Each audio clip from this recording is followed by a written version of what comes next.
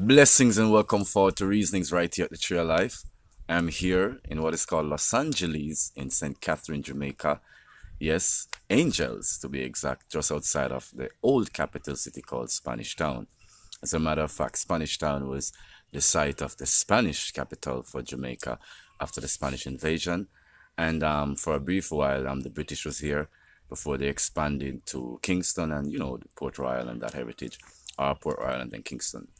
But even beyond that, for the Tainos, Spanish Town, Angels, yeah, Los Angeles as we call it, as it's actually on the books to be exact, is Oristan. And Oristan is our old capital of Taino, Jamaica.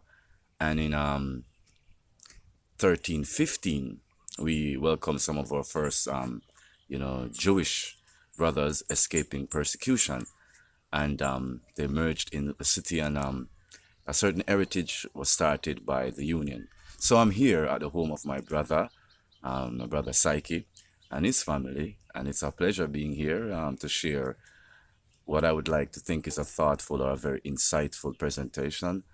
And it's been on my heart for quite a while, but it's taken a while to come together because, it's all about timing and respecting the move and the motive of the divine spirit. And there are certain things that spark me into interest. And there's this movie that came out, and I won't call the name of the movie, but people realize what I'm talking about. And it's all kind of popularizing, talking about mass suicides and trying to correlate some kind of, dark biblical, bibliosical correlation between, this ideology of mass suicide and the end of days or end times or curses and plagues in the human psyche. So it led me to even be more expedite, in the need to present this information as best as I can and as respectful as I can. My current offering will be on overcoming suicidal thoughts and even suicidal tendencies. I would like you to like, subscribe, and share Tree of Life television networks, Reasonings at the Tree of Life.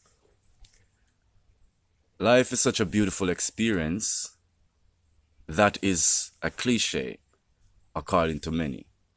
There are many people who have credible feeling, thoughts, and belief systems congealed as their way of life, and actually as their lives would suggest otherwise. They are pained, they are broken, they are deeply sunken into a dark place. They are chronically, and some would say morbidly, depressed, far removed from any sense of experience of life or the value of life or being able to quantify the meaning of one's life. These people are said to be, highly depressed, and from such a depressed and detached state, then comes at some point, regardless of age or gender, thought process towards belief systems of persuasions, those rejection and thoughts of separation and thoughts of lack of value leads a lot of individuals to move to the next point of thinking of ending their own lives, of taking their lives. And such a plot, ploy, plan, design is a well worked out scheme to overcome the inherent depression. Many such individuals would say that over time, they have thought about it, they have prayed about it, they have sought divine counsel through spiritual gurus and spiritual healers. They've also sought the conventional methodology of conventional psychologists and conventional psychiatrists and people who are systematic and on the structure of information. And they have come to the same morbid conclusion that life has no meaning and life has no reason that they should still be here. Such individuals have correlated their thoughts over time to now be to the consciousness that they will end it. And ending it will be the solution to the confusion, to the hurt, to the amount of dysfunctions that they have been feeling, that they have been living. It's very hard for someone on the outside then to say to someone, well, look at the beauty of life. Look at the trees. Listen to the birds. Spend a moment by a quiet brook. Spend a moment in a empowering, insightful book. Such individuals have lost that drive, that desire, that spark to be so engaged, to develop an opinion that life is beautiful in such expressions and in such ways of being. So, how do we get through to hearts and minds who are far removed from a place that is healthy, wholesome, and that is beneficial? Now, there are many psychiatrists, psychologists who have, to some level, approached this issue and have created many treatises on how to deal with the suicidal tendencies and the suicidal thought processes of many individuals. Now, this is squarely in the realms of clinical psychology, so there's no professional opinion being offered here, and especially because we understand the context of this modern system.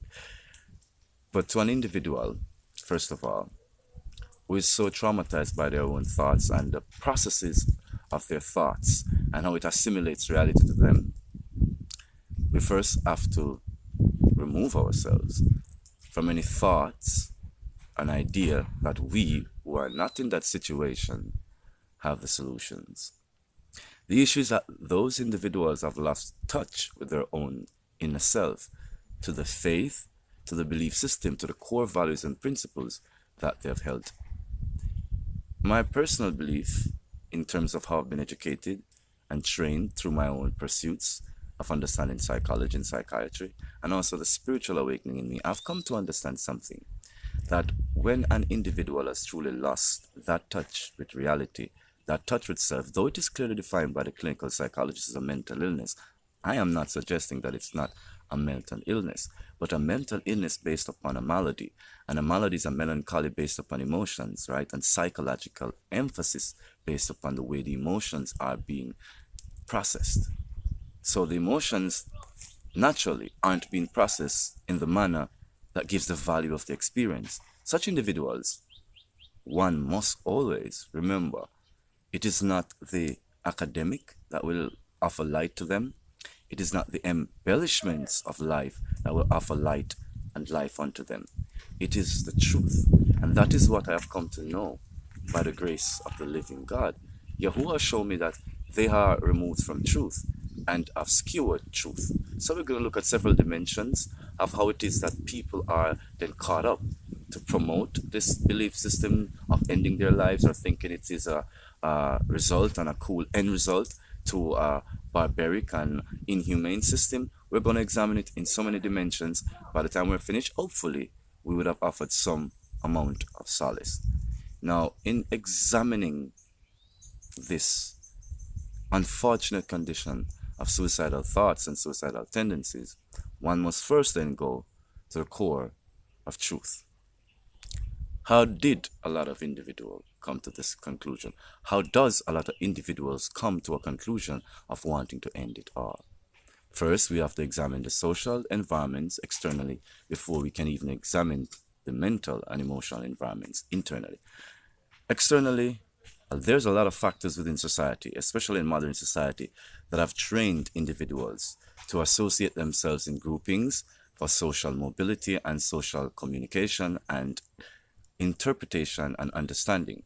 Now, there are lots of individuals, because of the traumatic experiences they've been having, whether within their family environment or problems assimilating within those groups, a sort of malady, a sort of melancholy begins to develop within their psyche. And it is fed by popular culture, who promotes the ideology of this dark kind of a removed sense of life that is numb and numbing and far removed from the active, living, lively state of a well-adjusted individual. These kinds of states are promoted through the so-called anime culture and tradition throughout all of the cultures across the earth. There's a way they get into the psyche of children, even through the so-called video game culture of promoting the idea that with a death there comes another life, and that you're given a several opportunity, or even on a higher intellectual scale of this transcendentalism, of this existentialism of thinking that, you can shed a body and be reincarnated into another body, and such control mechanism of saying to a person or an individual, or enculturing an individual over time to believe that there are alternatives to the macabre life they're living, or the macabre existence or the experience around them, and that this end game is a truly satisfying result and is deemed worthy. They have been cultured in it, been rejected, been pushed aside, been shut down in terms of given the space to express themselves or to express their dilemma. These continuous shifts and movements and pushing against have kind of given these individuals the kind of ammunition to organize their psyche, their whole belief system around this outcast mentality, this downtrodden, this broken, this reject of society, this reject of the social construct, this broken vessel, and taking pride in the brokenness of the vessel, even promoting the brokenness of the vessel, till it becomes this popular culture where people can now attach themselves, like when you're feeling rejected by your community, rejected by your family. People are now naturally feeling that there is this community of end gamers out there that are going to satisfy.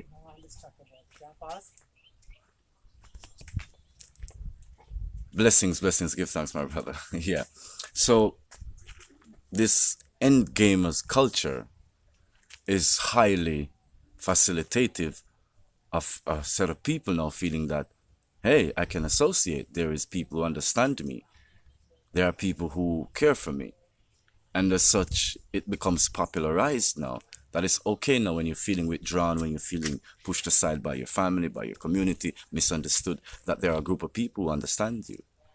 And so the culture of suicide now begins to become, normalized into a certain construct, into a certain place within society. And as one begins to promote this lifestyle, then one begins to feel like, I'm a part of a community. And when one goes out, there are these tearful comments and these great pronouncements of, being free, being liberated from, all manner of ideologies. But here's the issue that I have with such understanding and such culturalization and popularization of one of the most negative things on earth.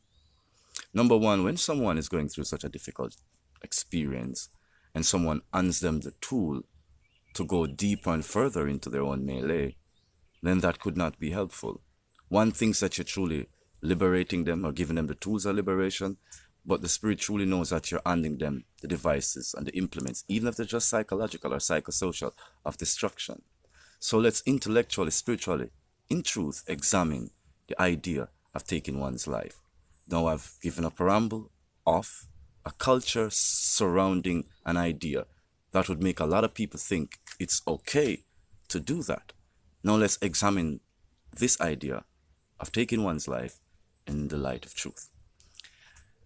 What I've come to understand about life, they say within the experience of life, negative, positive, good, and bad.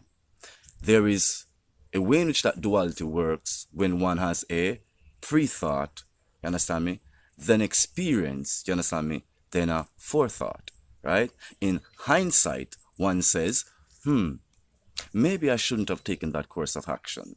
This was obviously not the right destination. Hence my choice of ways or pathway or road that led to this place isn't where I should have been on. Those weren't the choices I should have made. Albeit that some people come to that decision maybe many years down the road, many years of bumping into their own thoughts or bumping into the walls of rejection created by their own misideas. Eventually, hindsight begins to give one the idea that, oh, I should have done this. So the afterthought makes one see that, I think I made the right choices. I'm where I wanted to be. And even though all things weren't as I needed them to be, but I see that it is. Forethought says, I think this is the right decision. I think this is a decision that will truly satisfy my life, my soul, my calling, my purpose, gives me the sense of being me. And then we activate, we manifest our thoughts. Then after our thoughts are manifested, the end results are there for dichotomy. Let's put suicide in that context. In forethought, you said, I am rejected. I am not loved. I am broken. There is no place in this world for me. My life has become as bitter and as dark as the world of endlessness or damnation, according to the religious minded. My life has become or likened unto hell, a hellish existence. Hence, I am no more. There is no need for me to be. Now, such thoughts, let's look at that now as one then moves from that thought into suggesting, well, what's the reason for me to be here? What am I doing here? So let me now end it, do away with it, put an end to my miserable existence, to this carnage of presence, of being. And then one goes through with it. In the preamble and the parameters that I've laid out in the dichotomy of truth, where is the third unconclusive thought in the balance and the experience of truth in the present? Let's look at it. There's forethought, there is the manifestation of thought, and then there is afterthought. There's hindsight. Foresight, insight, and hindsight. So in foresight, one sees that I would like to do this. I think this is the ultimate choice to bring about my liberation, my freedom. In insight, one says, I think I should fulfill this decision, make this decision to end it, to put a stop, I'll free myself from this struggle, from this body of death, from this pain. But where is hindsight?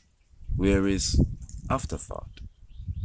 Where is the chance for you to go back over your actions and deliberate the outcome? Suicide is an unbalanced act. It's an ungodly act, and I, Jerome Sage Butler, is declaring it an unnatural act. So I smash all cultures, all belief system promoting suicide in any dimension, from the euthanasia to whatever it is, through medically induced, whatever it is. I am crushing the lie and the illusion of suicide, that one can make a decision to end one's life and it is a sound and wholesome decision. It is a deception. It is not correct. So any person thinking or moving along such lines has some form of mental illness, as some form of off-balance, unbalanced groundation on the self. They're out of sync, deeply, far removed from truth or anything that is actual. Such individuals are quite intellectual. It's not a matter of lack of knowledge. It's a lack of truth in one's perception. It's a misunderstanding of the existence we have. It's an externalized based process that cannot hold sacrosanct in the world of what is spiritual and truth. For we worship in spirit and in truth. There is a spirit to the truth. There's a spirit of truth that is in all things. And if you cannot, in hindsight, look at your actions and dissect their meanings, their values, all such actions are unbalanced, unnatural, and it's a deception. It's not true. It's not truthful. So there's no mechanism within the human psyche, within the human makeup, that supports taking one's life naturally. So all such thought processes are dysfunction in the emotions and in the understanding and the processes of communicating through one's emotions. There are several blockages in such individuals, and only the truth can restore such blockages. Because what is often missed by such individuals is that there are many people who are embattled by similar thoughts who do not go over into the suicidal. So there must be a correlative and a conjunctive idea that is driving these individuals over into suicidal thoughts and suicidal tendencies. I identify that as a culture that is promoted, highly external, nothing based in truth, pure deception, trying to rid the earth of the jewels of the earth, trying to destroy the salt of the earth. I'm squarely placing such deception in the department of the great deceiver, and by no means am I accrediting it purely to individual misguidedness. I've processed it in my thoughts. I've been suicidal when I was young, when I started getting those visions and started feeling like there was no reason. And I know I was being prompted to do it. There's something always trying to tell me, do it, end it, nobody cares. And I laugh at myself, and I laugh at myself, and I laugh at such thoughts now, because I know there is something that is wholly outside of the individual, that is manipulating a broken thought, manipulating a disjointed heart process. We are in a world of broken functions and facilities. To seek balance is to let go and let God. By faith we are made whole. So a person going through these things must let go of the deep attachment to the idea of this world. Not let go unto death, let go unto life, let God, let Yah. It is not just a matter of faith, but faith is a strong pillar on which to stand. But it's a matter of a personal commitment to really live from truth, to really see that you could not be making a wholesome or genuinely beneficial decision, to see that such melancholy is a program. It is not genuine. Because I know that you are retaining all intelligence, because I was there. And as I got older and I went through a few bum moments, that same spirit came back to me again and tried to tell me to end it all. But then I was much more aware. My spirit was much more aware. Because as I say, we are remembering that, when I was going through that, I had a certain level of intelligence. And so then when that spirit came back to me, at a different stage, I was a lot bigger in my clarity, in my understanding than it was. So then I could see the program, and I could see the attempt to get into my emotions. I could see the attempt to kind of sway my thinking to support a certain belief system. But no, I was aware that this is a ploy. This is a ploy to get souls to willingly give up themselves unto the body of death. And I recognized that, wait a minute, why am I being made to feel I have no value? Why am I being made to feel that no one cares? Why am I being made to feel that I can't care, that I shouldn't care, that I shouldn't express care? Because we are saying that we are being rejected, but a lot of us do not see how much we are rejecting others and how we are rejecting life itself. And that's what the thinking does when you take on to it. It tells you that you're somehow unique, you're somehow indifferent from everyone else, which is again a lie, the biggest lie there is. This need to show oneself to be different, it's just a lie. And it's just applied to isolate people as well too, to kind of make you feel that, okay, you're in this special club. But again, if the end result of the club is to end it all, then there's no one there to support you in the end result, is there? It's all an end game. The Most High's life and life abundant and life eternal, that is where it's at. So before we get confused into thinking that the short-term idea of fixing what isn't broken, then we begin to understand what's happening in the minds of people who are going through emotional issues because of how you're thinking. So the emotional issues are a program in the first place, a way that you've allowed yourself to believe things that aren't correct, that aren't true in the first place. You understand me? If one is able to look at the conditions of one's household, one's family environment, to lead one to understand why is it that one feels so dysfunctional, well, look at the configurations of why your mother and your father are acting that way. Maybe you're a teenager, maybe you're a young child. But you can see, you can understand from being around mommy, from feeling mommy's emotion, and listening, because children love to listen. My mother says more than they know, but they only make sense of what they want to make sense of. So you can know that there are conditions in mommy and daddy's lives, whether it's a family unit of such, or mommy's life or daddy's life, where they're a single family household or the extended family, aunties and uncles. The very fact I'm trying to get at is that if you pay attention, you can see why your auntie, why your uncle, why your mommy, why your daddy, why your parents are behaving this way, why this negative vibe is coming, why this energy is being pushed at you. It's all associated with the life and the lifestyle and the ability to maintain the lifestyle. So let's examine most mental illness issues. Most of those issues is about fitting into a constructed reality, because the natural reality does not have those constraints. So you see what I'm saying to you, that it's all based in the psyche. It's all based in a programmed thought, a programmed set of responses according to a belief system.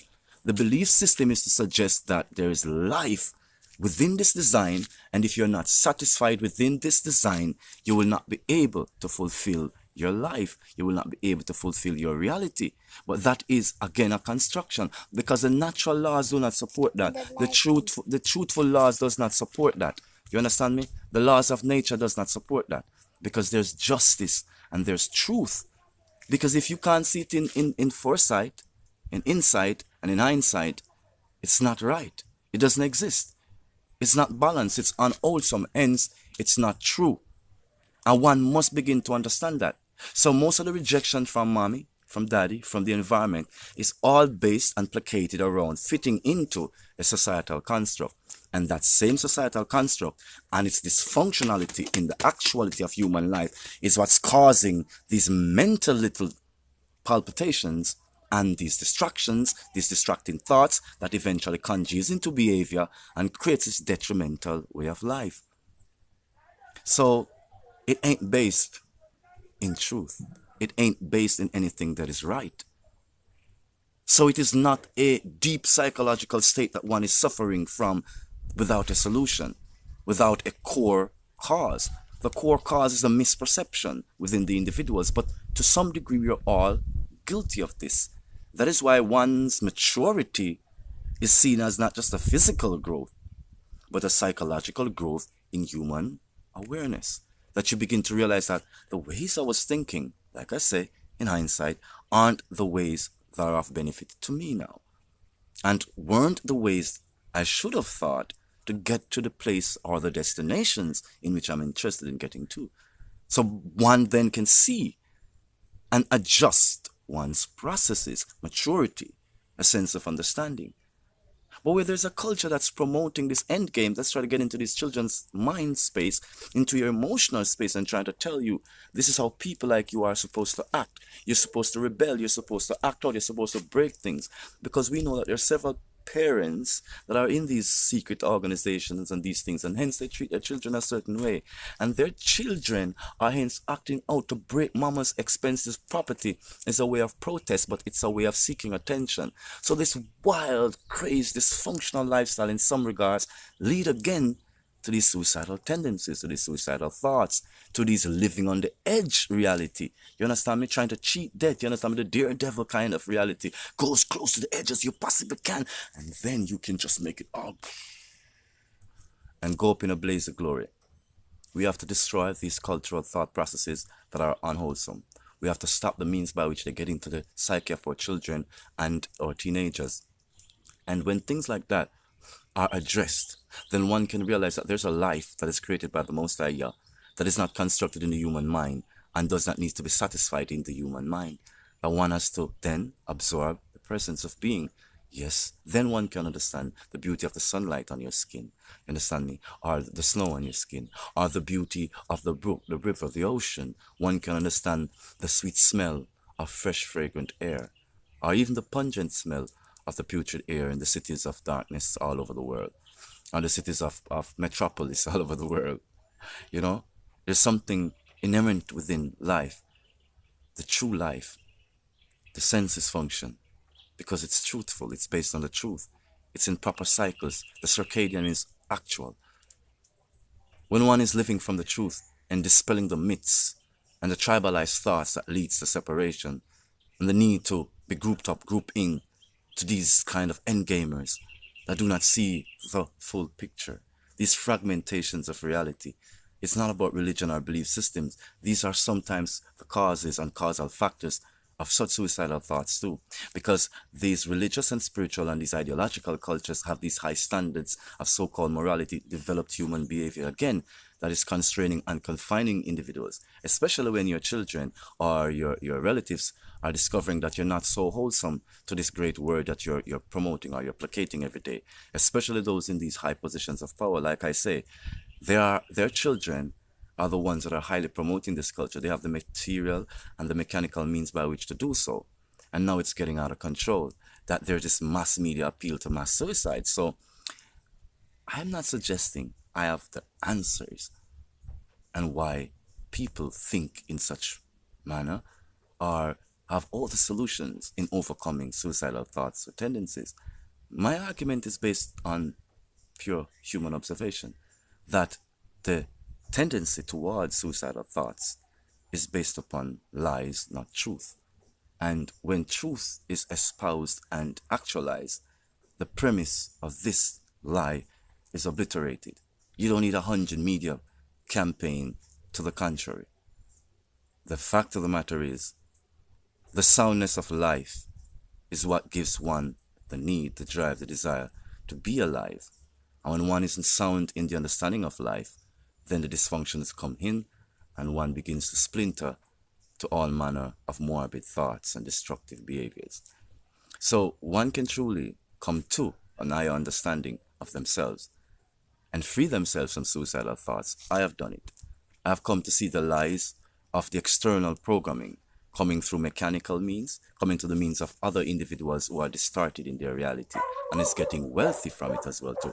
And also from the demonic culture of the satanic influences and elements within the astral plane, within the cosmic plane, that comes through to give inspiration to such morbidity and tries our patience, tries our consciousness, tries our ways and our will to break us down into these ideas. Life is complete and wholesome. There's no lack or limitation. So there's no way one could think that one does not belong. Because in the greater community of living beings, how could you not belong?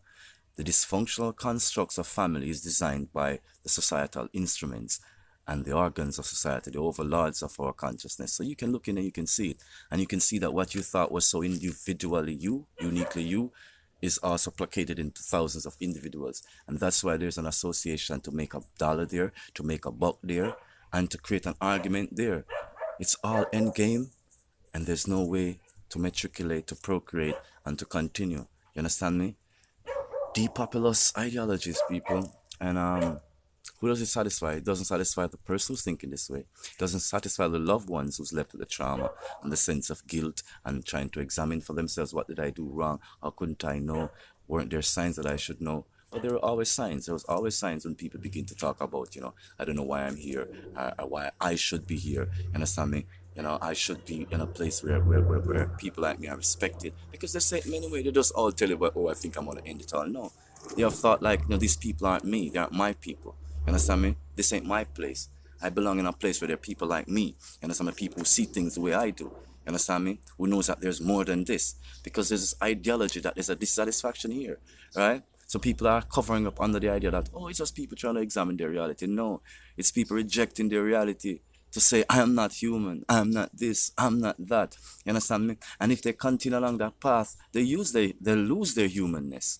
They lose the anchorage to the truth. And splinter into these cult and occultist ideas, because like I said, they do gather up and gather around on these points, and we lose the presence, we lose the truth. So when you see them acting out, you know what I mean, and then pretending like, everything is okay after a while, like, yeah, I found the answer, yeah, and then they're starting to telling you that I'm gonna make peace with my reality, and then they all act all apologetic, and they're telling you, okay, I did some stuff in my time, and I gotta set things right because, I gotta go to my place, I gotta go to where I know I'm me. And people know me, who I am. And I don't have to be like, proving myself to nobody.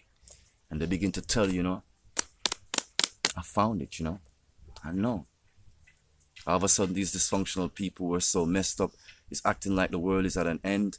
And they're, they got a solution. Their world of confusion, rather, is at an end. And they've got the solution. One giant move from, it's like the flip-flop. The pendulum swung from the most depressive state to all of a sudden now they're highly elevated and making amends and giving you gifts. And then they're moving on. And then they're saying things like, you shouldn't listen to these people, you should find out who you are. There's more here, man. There's more here. Believe me, I'm telling you. There's more there you should find out, right? They got advice. They got seeming words of clarity. Then you hear, OD'd in their apartment, drove off the freeway, jumped off a building. You understand me? Did some crazy thing. You have some people out there carrying on the game saying, my G, she was, he was, everything, He knew. And so this culture begins to splinter and continue. Dysfunctionality of the highest order that is not based in truth. So I'm telling you, When you see individuals acting this way, it's not about playing doctor. It's about just plainly reminding them of the truth. Square them up, square them in the eye, and remind them of the truth. And what you can't do, you pass it on to somebody who can help them.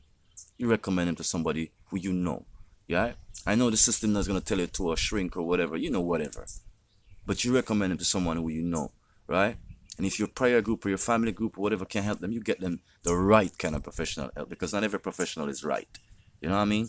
Because really and truly, they need to come back to seeing the truth. People in Jamaica would say they need to come back to reality.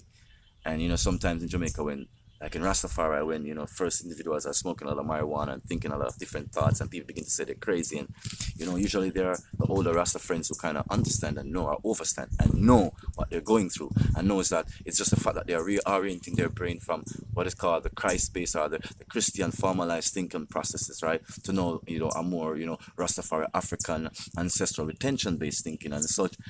One has a lot more mystic, unexplained energy, and one has this already explained kind of energy. So when they come into the explained to the mystical now, and they start acting with the I, and this, that, people begin to say that they're crazy, right? And their behaviors and their tendency begin to act out this, right? But all the Rastafari brethren and sisters will know that such young lady, such young man, does need a real kind of a loving embrace and a tutelage. You understand me? To be able to, as we say, hold it, return them to reality, bring them back to reality. Understand me? Let them see what is real. Not selling them pies in the sky or some deep born illusion, but showing them what is real. Like I say, suicide isn't a truthful act, isn't a natural act, it's highly unnatural. And as such, it's not wholesome and could not be understood as a conscious thought that an individual can truly have that is of their own independence. So the idea that it offers of liberation and freedom, we have to destroy that in individuals. And these individuals, like I said, are highly intelligent, are very aware. So one should have the discussions with them, right? And destroy the notion that this idea of self and having the power over self is illusionary. Because the Lord shows us by the word we belong to the divine. So we do not belong to ourselves. So there's no thought that we should have that should satisfy an idea to end it. And any thought processes that is not pro-life, especially in the individual, is unhealthy. The essence of life is to be alive. That's it. Everything cleaves to life. It's its natural function. So moving away from life could not be a natural function. Let us pray, continue to pray for those having the suicidal thoughts and suicidal tendencies, for those who are in the brinks of deep depression, in the midst of all these traumatic, very dark experiences through their emotions or through the physical environment, the emotions correlating with the physical environment correlating with the emotions, and everything seems to be going haywire. Most High, we pray that they return to peace, to harmony, and that there's someone in their environment that can harmonize that truth, return them to reality in the moments to calm the soul, to cease the activities from splintering into the oblivion of misaligned thoughts and experiences that will follow. Let us truly humble ourselves to the nature of divine presence, to what is authentic, to what is genuine, to what is actually real. Base our lives on what is truth, not based upon what is design of human thoughts, of human mental constructs, of human emotional constructs, but that which is eternal, which is evident. And as such, our lives will have harmony. And the sense of rejection spirit that comes upon a lot of individuals to tell them that they do not belong, one will see that these are illusions. There's no way that one could not belong to the family of the living. Societies are built by humans. Humans' misperception, taking the thoughts of the wrong one onto themselves, creating the wrong ways of life. They aren't the judge of the ultimate you. He who created you to be wholesome, perfect, of sound mind, body, spirit, nature, and characteristics. Of this I'm affirming. Blessings. This has been Jerome Sage Butler. Reasonings right here at the Tree of Life, offering a word, a thought, an idea